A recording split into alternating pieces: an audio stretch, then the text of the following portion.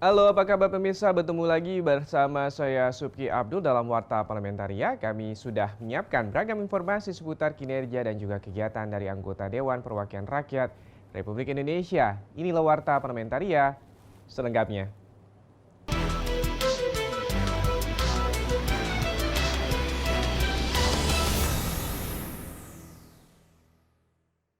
Pemirsa, Komisi 10 DPR RI meminta Badan Otorita Pengelola Kawasan Pariwisata Otorita Danau Toba mencari solusi terkait dengan masalah yang dihadapi oleh Danau Toba. Ditemui usai mengunjungi destinasi wisata super prioritas Danau Toba, Sumatera Utara baru-baru ini, Wakil Ketua Komisi 10 DPR RI, Hetiva Saifudian berharap kepada Badan Otorita Pengelola Kawasan Pariwisata Danau Toba mengajak seluruh pihak untuk mencari solusi terbaik agar Danau Toba dikelola dengan baik sebagai destinasi wisata potensial dan bisa mengembangkan ekonomi kreatif seperti yang diinginkan oleh Presiden Jokowi. Kita punya destinasi super prioritas yaitu Danau Toba. Tapi tentu saja gitu ya, untuk merevitalisasi kita harus punya informasi yang jelas tentang apa persoalan yang dihadapi. Sementara itu, anggota Komisi 10 DPR RI Ratih Megasari Singkaru mengatakan, mengembangkan potensi destinasi wisata di sejumlah daerah di Indonesia diperlukan sumber daya manusia atau SDM. Untuk itu, Ratih mengusulkan kepada Kementerian Pendidikan dan Kebudayaan membuka pendidikan vokasi atau SMK pariwisata di satu kabupaten. Biasanya di tempat pariwisata itu pasti kan ada industri-industri seperti perhotelan, transportasi dan lain sebagainya, yang dimana ini penyerapan daripada teman-teman dari vokasi ini sangat diperlukan banget, khususnya untuk hospitality gitu. Jadi kita juga memang mendorong juga kepada Kemendikbud bahwa tolong banyak dibuka untuk sekolah-sekolah vokasi. Dari Danau Toba, Samosir, Sumatera Utara, Habibi Mahaba, TVR Parlemen melaporkan. Kita ke informasi selanjutnya, Komisi 10 DPR RI menyayangkan penghematan anggaran belanja Perpustakaan Nasional sebesar 7,3 miliar rupiah. Perpusnas diharapkan membuat peta jalan pengembangan perpustakaan sebagai upaya meningkatkan literasi dan juga numerasi. Ditemui usai rapat, Wakil Ketua Komisi 10 DPR RI Hetiva Saifudian menyayangkan adanya pemotongan anggaran. Meski ada penghematan, capaian target prioritas nasional dan program prioritas Perpusnas tetap bisa berjalan. Mengingat tugas berat yang diemban Perpusnas dalam meningkatkan literasi masyarakat Indonesia. Kita berharap ada satu sinergi di dalam upaya mendorong gerakan literasi dalam arti luas ya, bukan hanya gerakan gemar membaca saja, tapi meningkatkan literasi dalam berbagai aspek ya. Hetiva menjelaskan, Perpusnas bukan saja harus adaptif terhadap pengembangan teknologi dan informasi, tetapi juga antisipatif untuk menyiapkan SDM dan kelembagaan yang mapan melalui program transformasi perpustakaan berbasis inklusi sosial dapat meningkatkan kapasitas di masyarakat. Karena kita sedang COVID ya, kemudian banyak pembelajaran tidak dilakukan lagi di sekolah. Kemudian juga mungkin banyak masalah dengan kesempatan kerja. Nah, maka perpustakaan ini bukan cuma tempat menaruh buku dan membaca, tapi menjadi tempat untuk memberikan fasilitasi kepada masyarakat yang kehilangan pekerjaan, bisa beralih profesi, seorang tua bisa meningkatkan mungkin e-learning dan digital literasinya dan lain-lainnya. Andri, TVR Parlemen melaporkan. Kita ke informasi selanjutnya, Komisi 10 berpendapat pengembangan kepemudaan dapat dilakukan selain dengan pembekalan skill atau keterampilan, juga diberikannya kepercayaan bagi para pemuda untuk terlibat aktif dalam berkontribusi bagi bangsa dan juga negara. Ditemui saat kunjungan kerja ke Kota Pekanbaru, Provinsi Riau, anggota Komisi 10 DPR RI, Ledia Hanifa Amalia, mengapresiasi langkah pemerintah Kota Pekanbaru untuk memberikan kepercayaan kepada pemuda untuk mengelola salah satu BUMD di Kota Pekanbaru. Rata-rata anak-anak muda itu mungkin mereka punya kemampuan tapi tidak diberi kesempatan. Dan di sini diberi kesempatan itu satu hal yang sangat positif. Mudah-mudahan daerah-daerah lain juga bisa mengikuti. Artinya memang harus ada komunikasi yang sangat kuat, pemerintah daerah, masyarakat, kemudian juga pemerintah provinsinya dan pemerintah pusat serta stakeholder lainnya untuk mendorong agar pemuda-pemuda kita ini berkesempatan. Selain mereka diberi pembekalan juga harus diberi kesempatan. Ledia menambahkan, hal terpenting yang harus dilakukan adalah membangun entrepreneurship para pemuda, karena dengan begitu dapat menjadi modal untuk dikembangkan di berbagai bidang. Pendekatan kepada pemuda sekarang dengan pemuda zaman dulu kan beda. Adalah bagaimana membangun entrepreneurship di pemuda. Betul bahwa kecenderungannya pemuda untuk berpolitik itu bagus. Tapi mereka juga harus punya modal sosial kan. Untuk bisa masuk ke politik, mereka harus punya modal sosial. Modal sosialnya ini dimulai dengan tadi entrepreneur. Karena nanti entrepreneurship skill yang mereka punya, kewirausahaan itu bisa diarahkan kemana-mana sebetulnya. Dari Kota Pekanbaru, Riau, Rangga Wijaya, TVR Parlemen melaporkan. Ya pemirsa, jangan kemana-mana karena kami masih memiliki banyak informasi menarik lainnya dalam Warta Parlementaria. Di antaranya datang dari Komisi 7 DPR RI yang mendorong Kementerian ESDM mendukung perusahaan-perusahaan pertambangan yang melakukan hilirisasi. Setelah jeda berikut ini.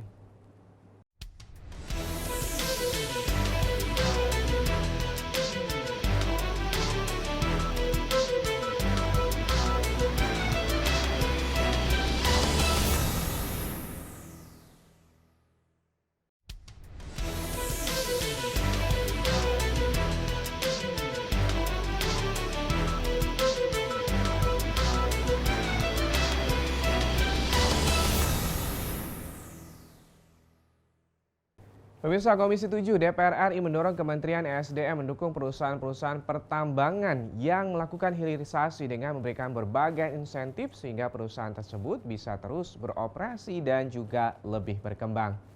Dalam kunjungan kerja spesifik ke Cikande, Serang, Banten, Wakil Ketua Komisi 7 DPR RI Edi Suparno menilai insentif dari pemerintah sebaiknya tidak bersifat permanen, seperti insentif pembiayaan, insentif bahan bakar, terutama bahan bakar yang ramah lingkungan, insentif untuk mendapatkan bahan baku, serta transportasi yang ekonomis untuk pengangkutan bahan baku maupun hasil pengolahan smelter. Apalagi jika mereka nanti melakukan hilirisasi ke yang lebih downstream lagi. Patut kita dukung karena itu artinya industrialisasi di dalam negeri itu dibangun, kedua penyerapan tenaga kerja bisa maksimal. Anggota Komisi 7 DPR RI Willy Yosep mengatakan, kemudahan perizinan dan bantuan fiskal juga perlu diberikan bagi perusahaan yang melakukan hilirisasi. Regulasi hilirisasi yang ada saat ini dinilai sudah cukup baik. Bantuan fiskal atau keuangan yang memudahkan mereka untuk mendapatkan modal. Ya, sehingga kita mampu bersaing dan juga mampu membangun industri ini dengan cepat. Dalam kesempatan ini, Komisi 7 DPR RI juga memberikan apresiasi kepada PT CMMI yang telah membangun smelter nikel dan memiliki 95% karyawannya adalah tenaga kerja lokal. Dari Provinsi Banten, Nuki Tampu Bolon, TVR Parlemen melaporkan. Pemirsa, Badan Kerjasama Antar Parlemen DPR RI menyebutkan keberadaan diplomasi parlemen akan menambah ruang diplomasi dengan negara lain dalam merespon isu-isu internasional. Dalam kunjungan kerja ke Daerah Istimewa Yogyakarta, Ketua BKSAP DPR RI Fadlizon mengatakan, BKSAP DPR RI ingin membangun diplomasi total untuk kepentingan nasional. Banyak negara di dunia yang menganut sistem parlementer, sehingga diplomasi parlemen cukup memegang peran. Diplomasi parlemen mempunyai keleluasaan yang lebih jauh ketimbang diplomasi formal yang biasanya lebih rigid atau lebih kaku gitu. Nah, kalau parlemen karena mewakili rakyat, kita kan bisa lebih bebas bicara di forum-forum internasional atau regional atau secara bilateral. Ketua BKSAP DPR RI Fadlizon menambahkan, diplomasi parlemen juga bisa dilakukan anggota DPR RI secara individu sesuai mandat dalam Undang-Undang MD 3. Diplomasi parlemen yang dilakukan BKSAP DPR RI umumnya berbentuk resolusi dan dikomunikasikan dengan Kementerian Luar Negeri RI. Tentu harus ada sinergi dan biasanya kita berkomunikasi dengan Kementerian Luar Negeri termasuk dalam hal isu-isu tertentu dan saya kira membagi tugas lah ya, karena dari pihak Kementerian Luar Negeri tahu kalau DPR itu relatif lebih leluasa. Isu-isu nasional dan internasional yang dilakukan melalui diplomasi parlemen diantaranya terkait larangan produk sawit asal Indonesia, kasus Papua, dan kemerdekaan Palestina. Dari Daerah Istimewa Yogyakarta, Arif Naka, TVR Parlemen melaporkan. Informasi selanjutnya datang dari Komisi 2 DPR RI yang berupaya memperjuangkan nasib tenaga honorer termasuk guru honorer melalui skema pegawai pemerintah dengan perjanjian kerja atau P3K sehingga tata kelola dan juga kesejahteraan guru menjadi lebih baik. Dalam kunjungan kerja reses ke Kalimantan Tengah, Wakil Ketua Komisi 2 DPR RI Samsuri Rijal mengatakan, persoalan yang dikritisi adalah para tenaga honorer harus mengikuti tes. Di sisi lain, Komisi 2 DPR bersama pemerintah sedang membahas revisi Undang-Undang ASN agar program seleksi P3K bisa terrealisasi dengan baik. Dengan adanya seleksi P3K, diharapkan juga mampu mendorong percepatan profesionalisme kinerja pemerintah. Yang menjadi pegawai honor saat ini, itu diharapkan dapat tembus Menpan beberapa waktu yang lalu menjanjikan bagi mereka untuk melaksanakan testing ulang bagi mereka-mereka yang belum lulus untuk beberapa kali. Anggota Komisi 2 DPR RI Rifki Nizami Karsayuda mengatakan harus ada standarisasi dan netralitas dalam seleksi P3K agar tidak menimbulkan konflik. Pemprov diminta menyediakan fasilitas dalam seleksi P3K sehingga tata kelola berjalan optimal. Karena prosedurnya masing-masing daerah melakukan seleksi, lalu kemudian hasil seleksi itu ditetapkan melalui SK Gubernur, dan SK Gubernur itu nanti adalah dasar penetapan yang bersangkutan menjadi ASN non-PNS. Badan Kepegawaian Daerah Kalimantan Tengah mengusulkan 3.879 pegawai honorer untuk diakomodasi. Dari Kalimantan Tengah, Andri, TVR Parlemen melaporkan. Ya pemirsa, kami masih memiliki banyak informasi lain dalam Warta Parlementaria. Tetaplah bersama kami.